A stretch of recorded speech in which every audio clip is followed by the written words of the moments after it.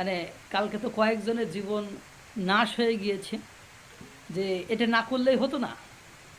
মানে ওখানে আমার যাওয়াই লাগবে, মানে দেখানোই লাগবে যে আমি বিশাল বড় হ্যাডাম, এটা দেখানোই লাগবে। আর সেখানে যে মানে সেই মুজিববাদ মুর্দাবাদ বলাই লাগবে, এরকম একটা অবস্থা। সেনাবাহিনী না থাকলে যে পুঁতে ফেলতো কালকে, সেনা পুলিশ না থাকলে তো পুঁতে ফেলতো, অস্তিত্ব মানে মানে হাড্ডি গুড্ডিও তো খুঁজে পাওয়া যাইতো না।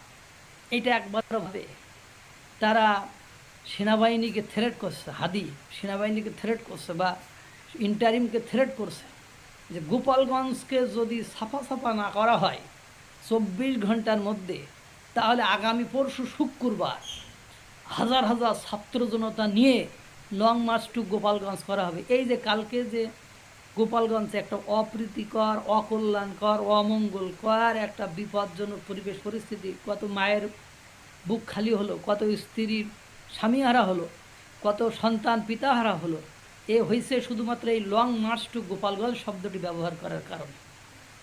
16 দিন ধরে বিভিন্ন জায়গায় সফর করতেছে, কেউ কাউকে তো কিছু বলতেছে না, কিন্তু গোপালগঞ্জে যাওয়ার আগে এই সার্জিস আর হাসনাত এরাই তো ঝামেলাটা লাগাই দিয়েছে যে লং মার্চ টু গোপালগঞ্জ করা হবে।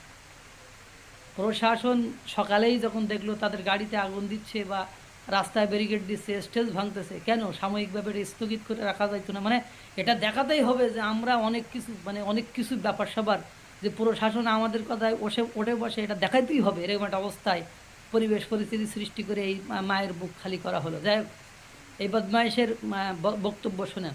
তারপর বলছে গোপালগঞ্জকে স্বাধীন করার উদ্দেশ্যে লং মার্চ টু গোপালগঞ্জ করা হবে। 24 ঘন্টার মধ্যে যদি দৃশ্যমান কিছু দেখতে না পারেন তাহলে আমাদের উপর ব্রাশ ফায়ার হলেও আমরা